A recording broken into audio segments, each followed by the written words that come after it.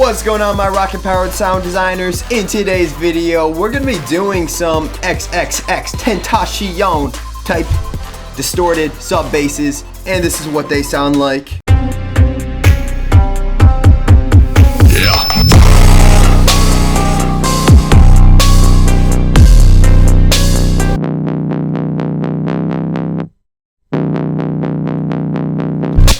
So yeah, he's actually used that sound in quite a bit of his tracks, and it sounds really, really dope. If you guys want the rest of those subs in the sound, just leave a comment if you want them, because I'm just gonna be doing more tutorials like this, because why not? You know, we gotta expand, learn about all these different genres of music, right? But yeah, guys, really cool sound here. If you guys like that sound, think it's a cool sound, just drop a like on the video, show me some support. If you're not already subscribed, click that subscribe button for weekly Serum tutorials. But enough with that said, our plugin Growlify, the only growl plugin, the first growl plugin on the internet, is only available until tonight. I'm sorry guys, we're closing it down tonight. I just don't want it to be in the hands of everybody, so we're closing it down after today.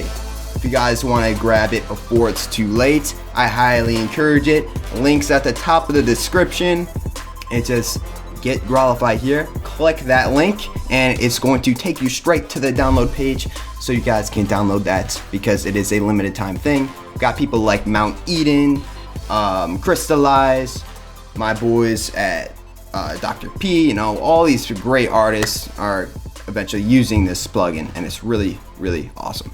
Anyways, let's get into today's tutorial, where we're going to start off with our sine waveform. Yes, a sine waveform. Yeah, I wonder why. Since we are going to be making a sub bass here. Classic sine sound. So believe it or not, we're not going to really be doing anything besides modulating the level up. So we can go ahead and stick our level, or our LFO1 on that level, and we're going to create this shape that goes like a little something like this. Put this on 1/8. Okay, so you guys are probably wondering, like, why the hell are we modulating this level? So what this low frequency oscillator is going to be doing here is we're going to be creating that very deep sound in the sub that goes da da da da da da da da da da da da da. It just kind of gives the sub bass a little bit more movement. And guys, this is layered with another sub. This is kind of like the higher, more distorted sound that just kind of makes the song a lot more dirty. You know, speaking of that, we can just turn on the sustain a little bit, fix up the shape a little bit, and maybe just add a little bit more release. Now into oscillator B, this is where things start to get a little bit weird. We're also going to turn on a sine waveform, but instead, or actually, you know what? We're going to go to our triangle waveform. My bad. Instead, what we're going to be doing here, we're going to be turning on sync. Start to turn up the sync. And as we start to turn up the sync, more copies of this waveform are starting to be introduced into this window here. So basically what that means is the more we turn up the sync, the more almost like the higher the pitch of this waveform. So we're bringing in more of the same copies to be played in one single cycle. That's obviously going to raise the pitch. So we bring it in around, you know what? Maybe just turn it up to around here, 2.83%. Yeah, that's good right there. So you guys are probably listening like, what the hell? Where are you going with this? Guys, stay with me. We are getting somewhere, and this place that we are going is going to be sick. Same thing with the level. We're just going to be modulating it up. Maybe turn that down a little bit and then turn that up. Create that sick movement. Now, once we start to move into the sound, we're going to turn on the distortion, and that's really when you're going to hear this movement in that sub.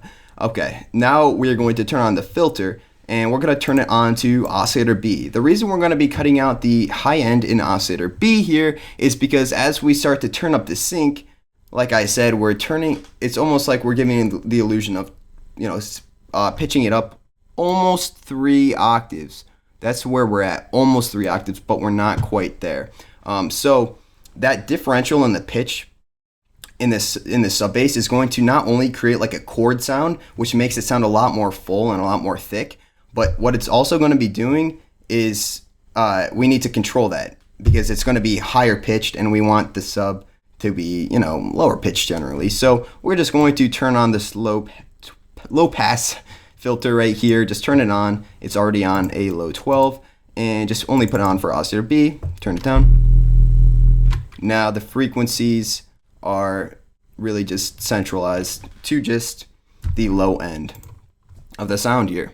Okay, moving into our effects section. First effect on the list, we are going to be using our multi-band compressor. Okay, so first things first, we are going to turn up this gain and turn on the multi-band.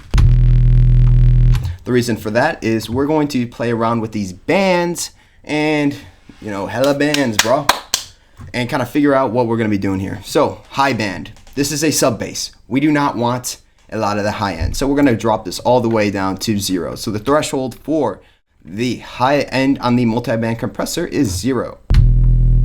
As you can hear, no more high end. We're going to go into the mid-range band and we're going to drop this down to 70%. Okay, now the low end. This is where we start to get a little crazy here.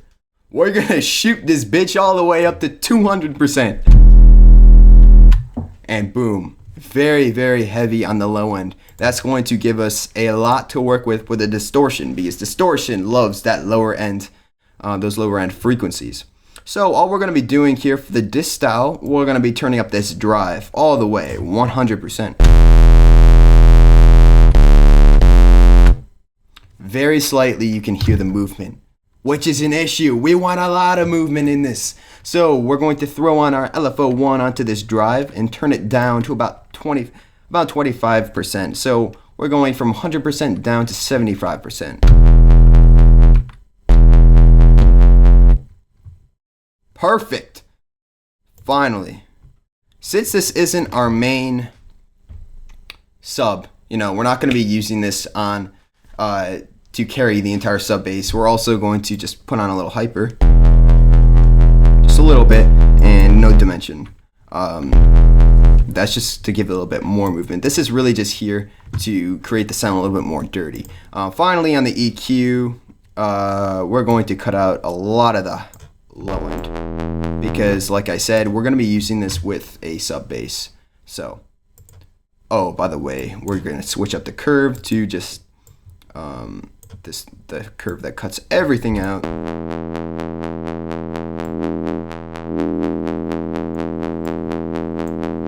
Okay, that'll work, and then a little bit on the high end.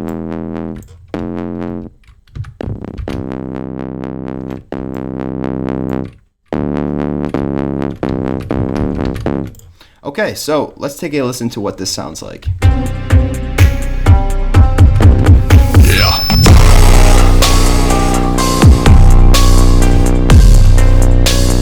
Now, if we were to turn the sync off on oscillator B, let's just take a listen. Not the same effect. Now, I highly encourage you guys to play around, see what works for you. But without further ado, my name is Shane Gregoire, and that's a Rocket Powered Sound tutorial. So, if you guys are new here, you already know what to do. Drop this video a like. Also, if you haven't already checked out the one and only Growl plugin, it's only available for a couple more hours. So, my advice to you, don't be too late unless you don't want it, guys. It's completely up to you. I think it's a pretty dope plugin. I have a lot of support for it. So, also, if you don't like it, there's a 30-day money-back refund for it. I don't want your money if you don't like my stuff, right? But without further ado, for the last time, my name is Shane Gregoire, and I will catch you guys in the next Serum tutorial.